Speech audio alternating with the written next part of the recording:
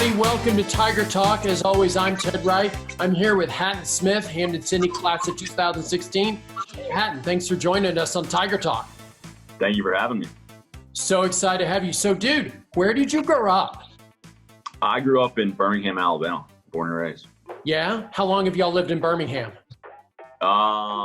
So I lived here really until I moved to Farmville for my first year at Hampden-Sydney, but my family's been here for quite some time. Quite some time. Cool. And I understand you have a family-run business that might have been started, multi-generational, but that's not your rum company. So, what was that business like, growing up? It was really cool. It was a company called Royal Cup Coffee.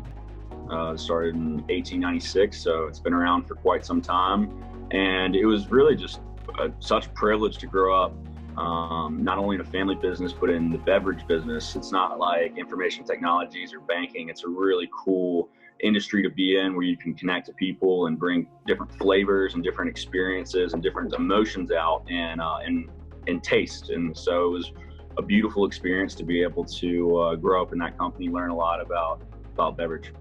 Cool. So growing up in Birmingham, family business, been around almost 100 years, and you're like, no, dude, I got to go be me, and I got to go to Hampden-Sydney College outside of Farmville, Virginia. So take us through, what was that like? What was that decision process like? For a high school kid is light years away, and I was really into sports back in high school. I was playing both football and baseball, and so I had an opportunity to come and play at Hampden-Sydney, both sports. Taking my visit, had a great time, but I kind of realized that I wanted to pursue other things in life than what my previous life had just been sports all day, year round. And so I got up there and saw a different side of things. I'd never really spent much time in Virginia, and so I got to know and understand the beautiful state of Virginia and really just wanted to travel more and experience more things that I'd never experienced. So in academically, were there some other things that happened in the classroom where you're like, dang, this is cool?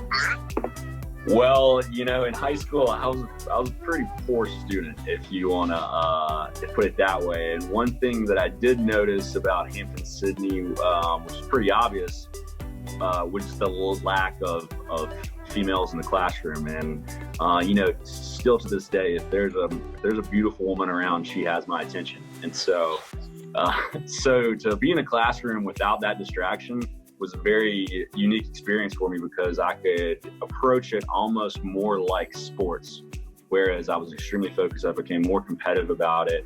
I really just taught myself how to learn my own way without distractions. And so that's why I really like the classroom at Hampden-Sydney. After Hampden-Sydney, obviously got an opportunity to go back and do stuff, with the family and all the rest of it. Like, nope, I'm going to Panama, and not Panama City, Florida, like Panama, and I'm going to go do stuff. So tell us about, your journey there. Tell us about why, and then what was that like? Well, growing up in the coffee business, I had the unique opportunity to travel to different growing regions in Latin America. And so I've always had the fascination with Latin America and Latin American culture and just the geography of that part of the world. And so, after my time at Hampden-Sydney, I really grew to love adventure, and I had an opportunity to go down to Panama, and really a very, very remote part of Panama, way back in the jungle, and become more or less like a hiking guide. It was right after my freshman year, my first trip down there by myself, and I was just a hopped up kid ready to blaze trails with a machete. And so that's what I did. I led a team of biologists and scientists through the jungle and was basically the point man of the expedition team. And I was the guy you sent in first with a machete to get stung by all the hornets, bit by the spiders. There was, a snake. I was the fall guy. But it really just opened my eyes up to a different side of the world and a different side of geography that I just fell in love with immediately. Cool. And so tell us, how did you end up learning how to make rum? My first trip by myself down to Panama was right after my freshman year. And then after I graduated, I moved back. And I moved back to the farm that I lived on. And right at the base of one of my old hiking trails was this big abandoned rum still. And so in between my time back in the United States and then returning, one of the more powerful family members of a Panamanian family, the Noriegas, had teamed up with a guy from Montana and brought this 125-gallon pot and column still and stashed it in the woods. And so when I came back there, I saw it, and there was a guy there who was, he was, kind of tinkering around with it. He knew how to make rum. He was doing a little bit of it, but he was leaving. And so he taught me how basically in a few days. And then from then on out, it was just trial and error. And so I moved into the still. I slept right at the base of it. And so I literally lived and breathed ethyl alcohol for about 2 years, kind of perfected my craft. Ended up making a whole bunch of cash because it was all legal, and started running rum. And so that was my life for 2 years. I was a rum runner in the jungle. Man, you can't make stuff like this up. That's so great. So tell us real quickly, how do you make rum? Rum is a very, really easy thing to make if you have the right equipment. And because unlike other spirits, rum deals with like a raw sucrose, right? So you're dealing with sugar cane as opposed to like corn, wheat, or barley and other spirits.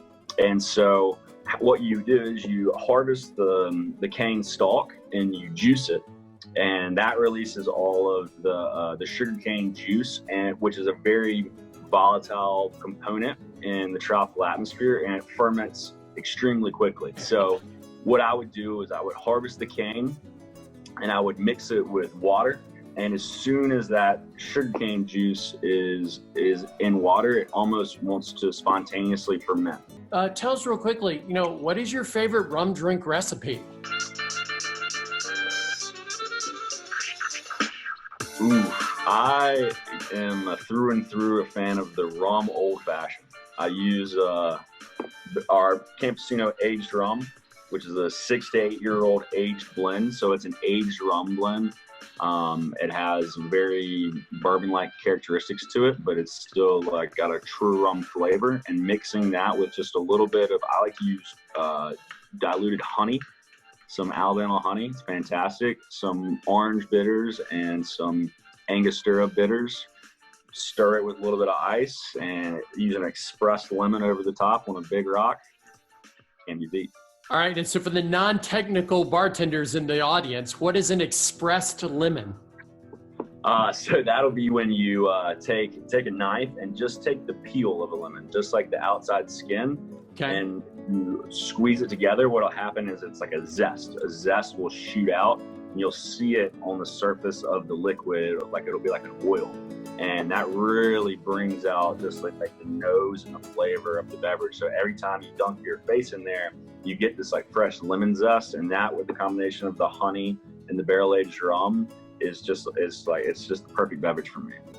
So, talking about Hampden-Sydney and Campesino, and for those of you who don't know, I do a lot of work in the beverage alcohol business. And so I got to know Hatton. Somebody just said, you should taste this stuff. And I probably have tasted 200 silver rums in my life, and maybe 4 of them are awesome, and this is the 5th. So I'm just, as a professional in the business, I'm super excited for Hatton and everywhere he's gonna go. And I'm completely proud that he's a Hampden-Sydney guy. That's awesome. So Hatton, tell us, how did you apply things you learned in your Hampden-Sydney experience to be going from a hiking guide to, running one of the great up-and-coming rum brands in the United States? I think the biggest thing that I learned at Hampden-Sydney was how to learn.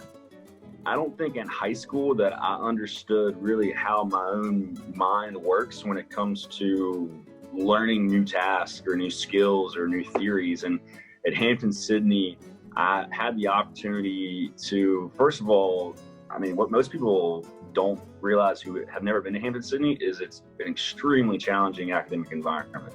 Way more challenging than I probably would have ever expected, or that I felt like some of my friends who went to other schools realized. I don't think anyone realizes how challenging it is and how much the professors push the students to actually learn and not just pass the class. And so I had to teach myself how I learned best. And once I figured that out, I was and continue to apply that to anything I do. And that goes for distilling or, social settings. Like, how do you learn how to be social in an environment when you might not be as confident as you had been in the past? Or, even physical stuff, like surfing, or recently I've been doing a lot of skydiving and, Of course you have. Well, and also like the running my business. I don't know how to run a business, but I teach myself how to do it every single day. And it's because I learned that foundation at Hampden-Sydney about how do you learn, how do you solve problems, how do you think critically, that, I feel very confident that by using that skill, I can learn just about anything I want. It's just really a question of what do I want to learn now.